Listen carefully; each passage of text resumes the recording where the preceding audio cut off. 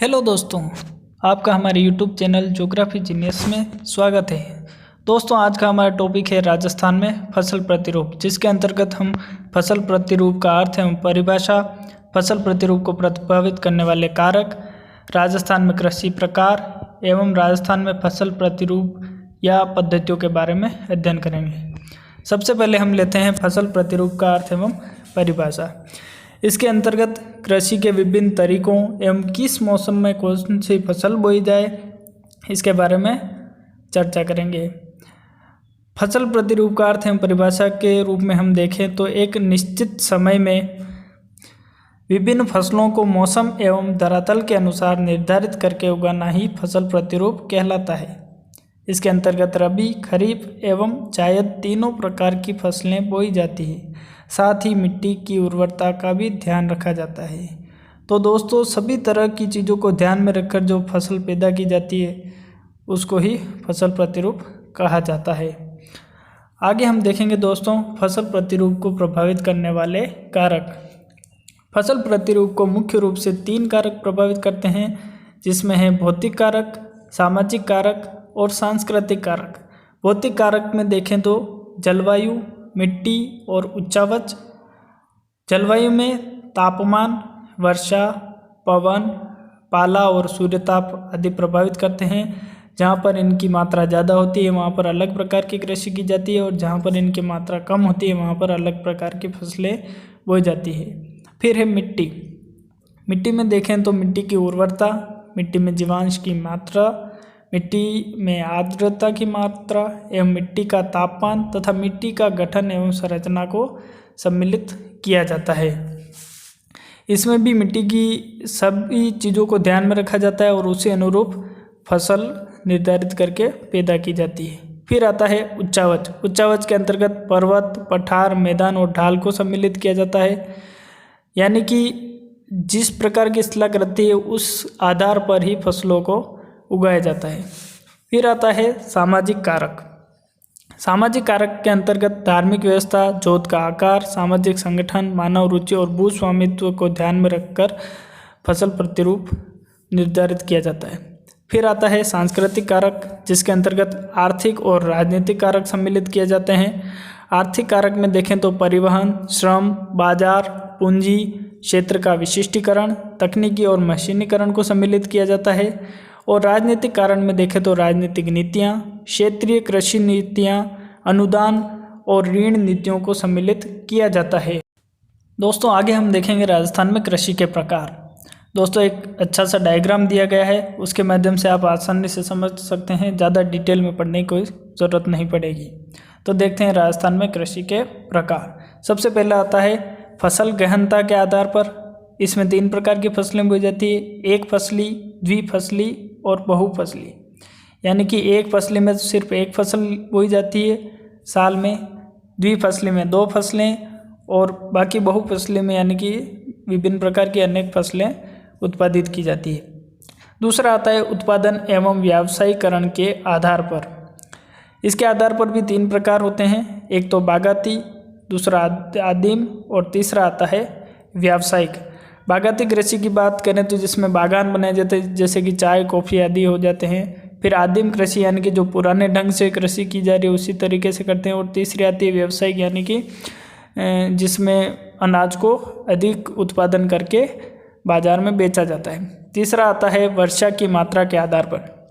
इसमें 4 प्रकार बनते हैं, एक तो आर्द्र कृषि, दूसरा तर, तीसरा सिंचित कृषि और चौथा शुष्क कृषि। यानी कि यह वर्षा की मात्रा के आधार पर निर्भर होती है। जहाँ पर ज़्यादा बारिश होती है वहाँ पर अलग प्रकार की फसलें उगाई जाती है, और जहाँ पर बारिश कम होती है वहाँ पर उस हिसाब से कृषि की जाती है।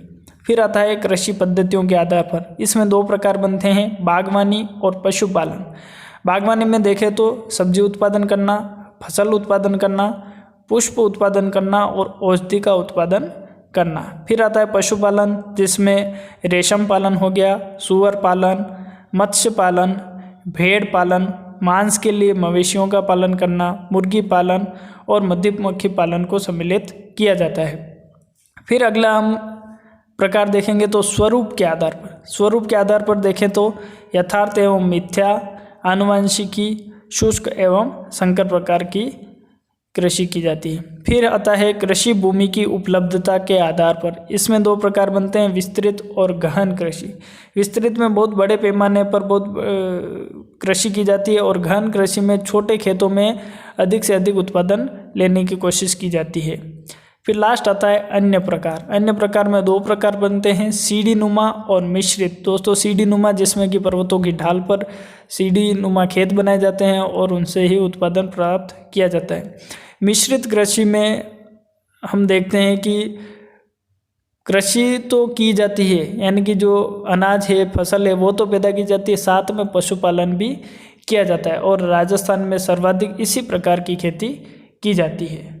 आइए दोस्तों आगे हम देखते हैं राजस्थान में फसल प्रतिरूप की पद्धतियाँ एवं प्रकार कौन कौन से हैं। इसमें अच्छा सा डायग्राम है, आप देख सकते हैं कि राजस्थान में फसल प्रतिरूप के प्रकार के अंतर्गत शुष्क कृषि, सिंचित कृषि, मिश्रित कृषि, असिंचित कृषि, मिलीजुली कृषि, झूमिंग कृषि और आर्द्र कृषि को सम्मिलित किया गया है।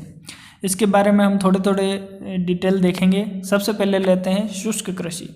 इसकी विशेषता देखें तो यह 50 सेंटीमीटर से कम वर्षा वाले क्षेत्रों में नमी संरक्षण पर आधारित है। यह राजस्थान के अरावली के पश्चिमी एवं मध्य क्षेत्रों में प्रचलित है। दूसरा आता है सिंचित कृषि। इसमें देखें तो 50 सेंटीमीटर से अधिक वर्षा वाले स्थानों में नहरों, कुओं, बांधों, तालाबों से सिंचाई कर कृषि की जाती है। फिर तीसरा आता है मिश्रित कृषि।